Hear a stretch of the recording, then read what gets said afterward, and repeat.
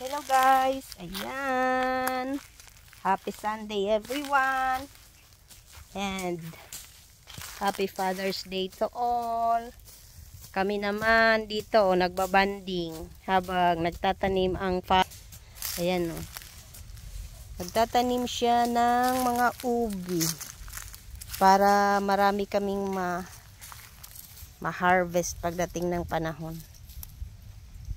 Yan.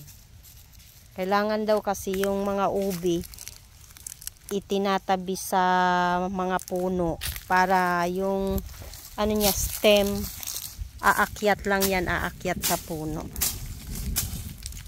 So yan. At saka wag daw masyadong dikit doon kasi yung mga ugat, pag lumaki ang puno, didikit sa ugat, kailangan medyo layo. Ako, muntik na ako di. Itong mga ano.